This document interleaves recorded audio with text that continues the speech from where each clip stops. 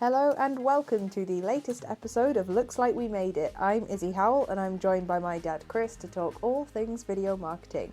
We are the father and daughter who run the video production company Howell Film, and each week we will be discussing all sorts like what happens behind the scenes on our projects, getting results from your video content, how to start using video in your business, and plenty more to come.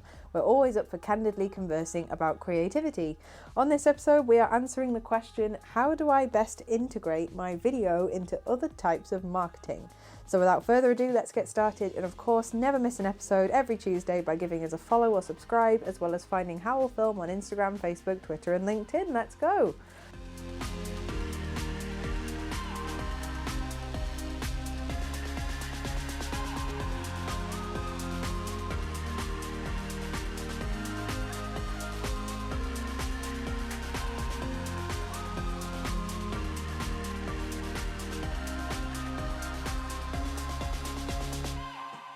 Let's do it. Okay, so we're talking about... You're also half working as well, so... I'm half working as well, but I'm also concentrating on what we're talking about today. So how to integrate video... into other forms of marketing. Into other forms of marketing. So do you want me to break that down? You could break it down. Let me break it down for you. Break it down for me. So that would mean, say for example, a company... invested in a full series of brochures or something for their company, or they use video marketing, they use email marketing quite a lot, or they use social media marketing. They use different types of marketing. Yeah, I understand the concept. Yeah, so every time I say marketing, have a drink. Yes. And they then get a video made. How do they integrate that? How do they use that within their other type of marketing? Technically, how do they integrate it? Or both. Do you mean... Both as in... Could it be focused on maybe like branding or creative choices, or could it be more technical?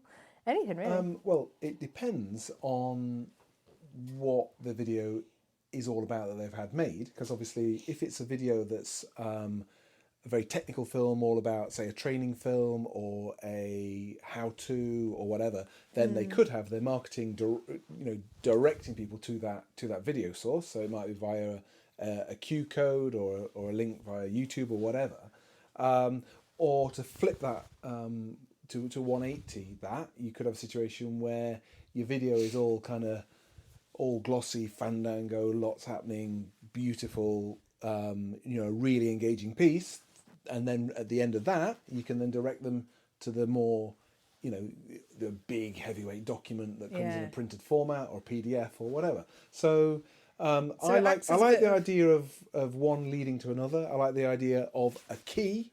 Ooh. A key unlocking the next part. The way your face lit up when you said that. The key unlocking the next part of your marketing, and it's like, I tell you what it is. It's like a combination of a key and a chain. So you've got your marketing strategy is your chain, and along the way you unlock various bits, and it all seamlessly goes in a wonderful marketing loop. If you can see the mystical hand gestures you're doing, lots of sweeping. I like a mystical marketing loop. Mystical marketing loop. Why we didn't call it all that, I don't understand. But I like that. I think that's it. I think there's obviously the importance of understanding that video marketing, obviously, it's not just, obviously, unless you're using YouTube, you don't just have a video sat on your computer doing nothing. It has to be used in different capacities, whether that's posting it on social media or posting a series of stuff on social media, whether that's having a YouTube series, whether it's having types of videos on your website, or to coincide with printed materials as well. You don't just get a video made and leave it sat on your computer. It works for networking as well. I mean, if you do any kind of face-to-face networking, or you're part of any kind of membership groups or whatever, it comes in handy during presentations and all sorts as well. It does. It does. Well observed. Thank you. Thank you. I'm just reeling off all the great things. No, it does. It does a job. I mean, in essence, integrating your video content in with your other content, in a sense, well, really, you probably ought to have thought it through, not being separate components, but part of one marketing philosophy, one marketing campaign that includes everything you do, everything that you put out as your message as a business, and all these wonderful sort of benefits you want to communicate with your customers and your potential customers. Well, obviously video marketing should be an integral part of that, but it should all be part of a cohesive marketing strategy. Now, in reality, you can't plan every little last tiny thing, because if you did that, you wouldn't be able to react. You wouldn't, if something's happening on social media or something's happening that you want to comment about or you want to get involved with, you can't have planned that 3 months earlier or 6 months earlier as part of your marketing strategy. Saying that, it is still key to aim for an integrated approach, because then it all joins up. It all looks and feels the same. And the message that an organisation puts out should be unified. It should always have a clear message across all your platforms, both in terms of the way it looks, the tone, and then obviously the actual message itself should be unified across the board. So obviously you've got a little bit of design experience, I would say, maybe 30 odd years or something. A bit of design experience, So say, for example, there's a company that has worked with a designer and does a lot of sort of printed materials and more traditional sort of marketing content, and then they want a video made.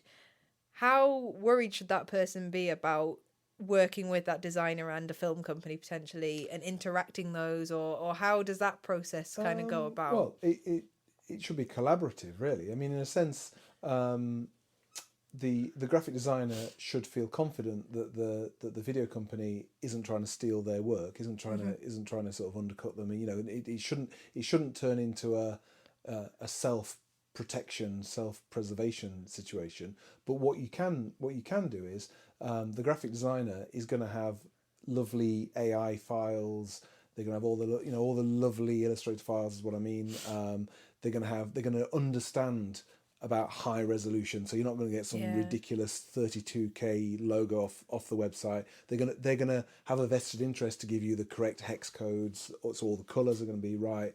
And that professional continuity is vital, because again, the videographer, they're gonna put together a lovely video, but it has to fit in the broader narrative of the organisation, and that's where a brand manager or a graphic designer or somebody that knows that organisation inside out, who can can talk about typography, can talk about the way that fonts are structured, the way that an organisation might have a device. So they might have a device like a little icon or part of a logo or a little whatever, just some sort of digital device that they use across everything. Well, the designer can ensure that the videographer knows where to position that, and how it should be used to best effect. So I think it's like all these things, really. It should always be about working for the common good of the customer, as opposed to everyone getting worried that they're missing out, or they're going to lose their their work. It's ease of use as well. I mean, what is your standpoint on QR codes, on links, on kind of, so if you have like an email mailing list or whatever it may be, emailing out everyone in your mailing list for the newsletter saying, come and click this link to look at this video and everything, or having a business card with a QR code on it that pops out to a video. What is your standpoint on having QR codes, or any kind of like scan this and scan me and click me and watch this to view the video? Well, I think that anything that directs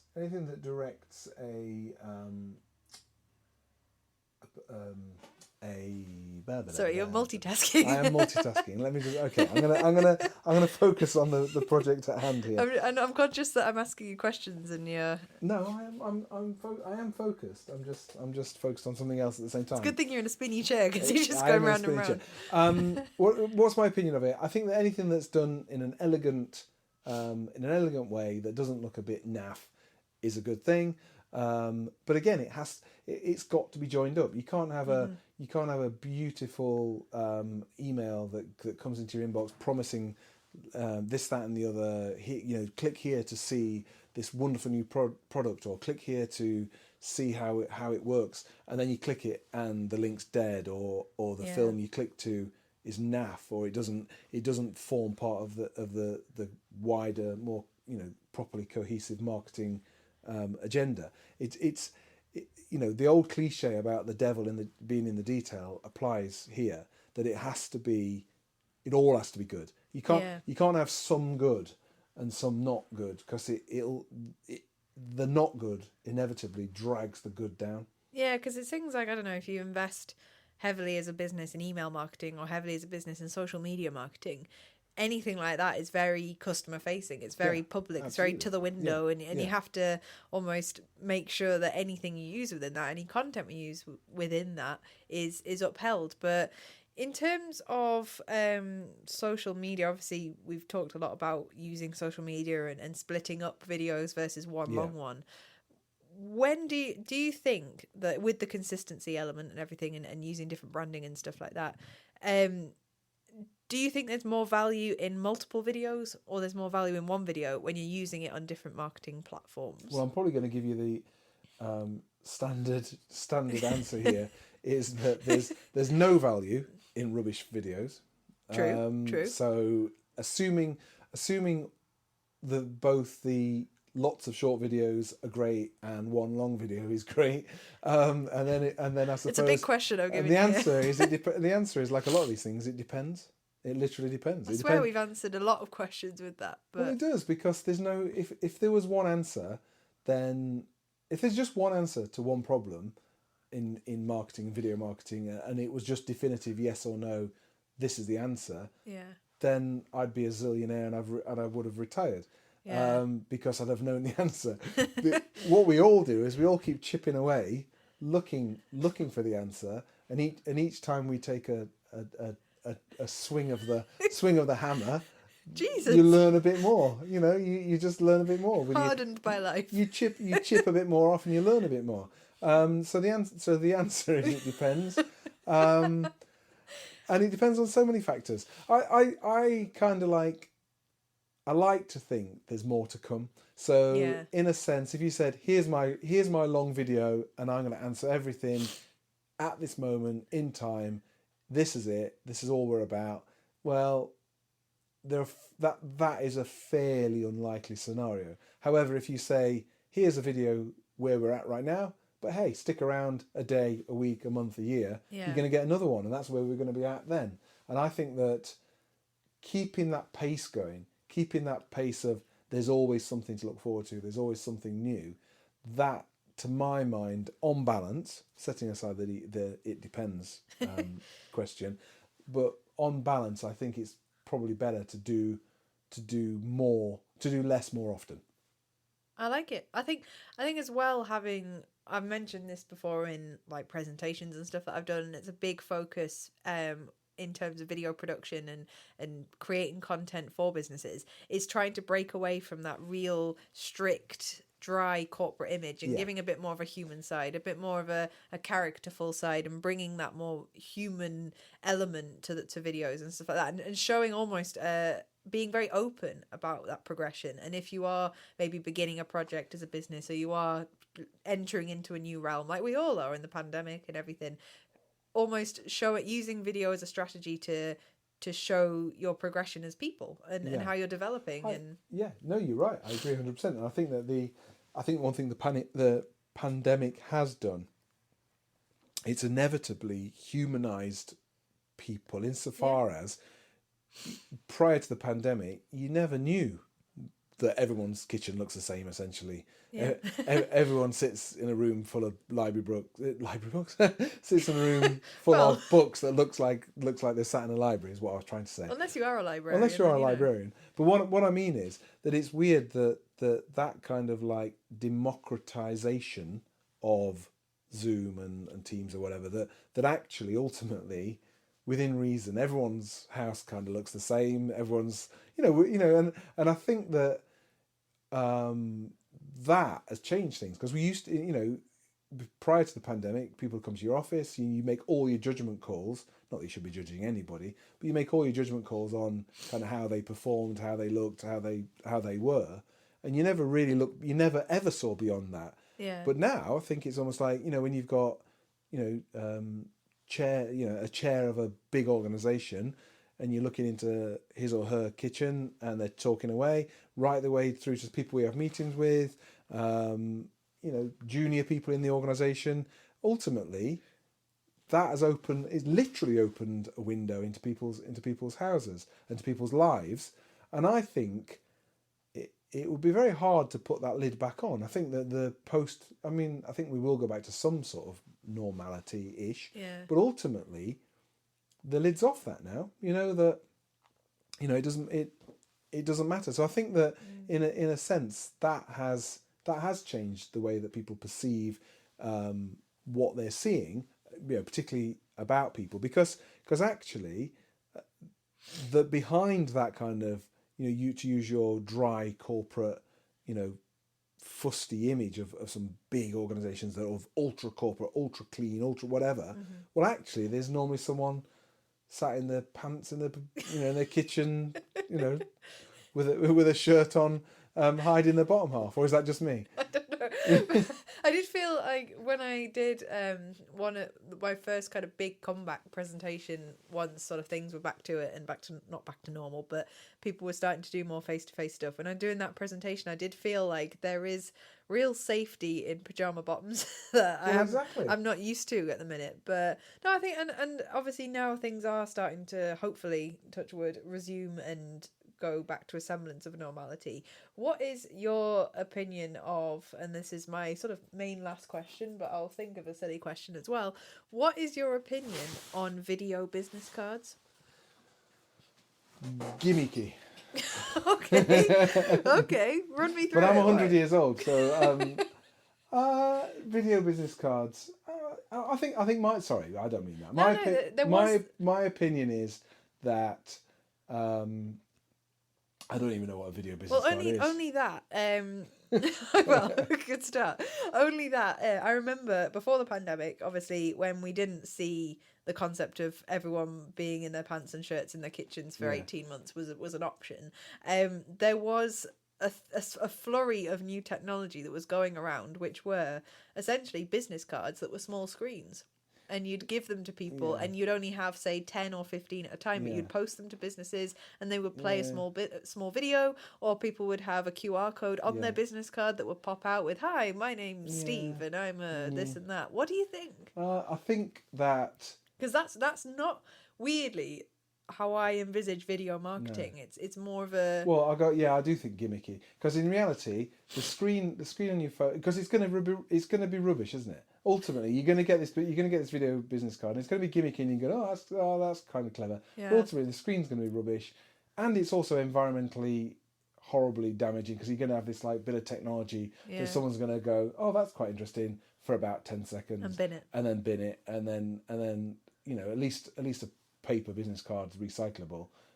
That's just something that's just going to be just a bit of landfill. Because I remember it was a blip in a couple of years ago, and then it hasn't really reappeared since. Yeah. But I'd rather share my contact. I'd rather meet someone and share a contact with them, and then say, "Hey, I'll send you a link too." And then you can do it elegantly with a QR code or whatever, or you can send them an actual link they press, and they can actually watch it on a proper phone, on a proper screen, in their pocket with sound. And then you've got some control over what they're seeing. I mean, from our side of things, as a video marketing production business, I'd hate the idea of having some crummy, low resolution, horrible sort of naff 2p screen thing that's meant to portray me and my organisation. If anything, I'd want to give them an iPhone and say, "Click on that, and there's a film." But that's not good. Cost-wise, I think we'd struggle. From a commercial standpoint, that's not. I'll take an iPhone business card any day. That's not going to work. But no, I think that's the thing. It's now that, because video marketing obviously is, well, in terms of traditional video advertising, that's been around in this country since 1955, which you'd know if you'd listened to our previous episodes. But where do you... Because that's the thing with video marketing, is that because it's so new, it has to almost find and slot itself into a place, into other traditional forms of marketing and marketing types that businesses are really used to and that have been used for centuries. Yeah, but video marketing is it's just a progression of behaviour, isn't it? Paul's behaviour because of social media and probably just the way that screen based entertainment is consumed on the go, on phones, on tablets, on demand, on demand subscription based services, etc., etc. In a sense, it's of the moment. So if a lot of people are using YouTube as an example to consume content, well, it makes sense that as an organisation you should be there as well. So I think it's more a case of it's right for the time. That in a sense, we're not going to, in this time of sort of high tech, fast paced, visually engaging media content, we're not going to suddenly say, well, we're going to do everything on a tablet that we've carved, and we're going to sort of, it's kind of like, it's got to be of the time. It has to be relevant to the time you're in, and I think that the real skill is to be able to stand out from a crowd, be able to deliver your message, and to be at the forefront of what's going on. There's no point being 14th best in the sense, because what's the point in that? You've got to strive to be the best. We're 110th on the Australian podcast chart, so I don't know about you, but that's the heady heights of fame right there. But it is, but well, the 111 people making podcasts, at least we're beating the. I'll take them. I'll take them odds. Well, I think. But what I mean is, sorry, but what I mean though is that I think that it's important that you are at the forefront of the technology and at the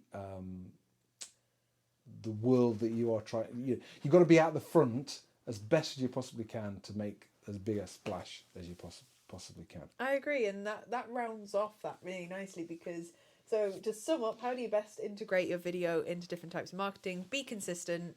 Make it look right. Stand out from the crowd. Right. Make it fit. Don't be afraid to speak to other people you work with. Say you do have a designer that you work with, or you do have copywriters or other kind of creative people in and around your business. Start that conversation with them and have as a point. Have a point. Have a point. Have a call to action. If you want somebody to react to your video, tell them you want them to react. Yeah. Be a bit bold. I agree. I think that's a really interesting thing, and just to have a go as well, and just ask that question, start that conversation, and if when all the content's right and you feel confident with what you produced, that confidence will carry out to your audience as well, and being proud of what you produced as well. Last question to close this off. Okay. It's not a silly one. It's just one that, out of interest, just so I know for future reference. Would you ever make a feature film or express an interest in it? If so, what would you make? Would I ever make a feature film? That, as feature film being in the industry, 70 minutes plus. Would I ever make a feature film?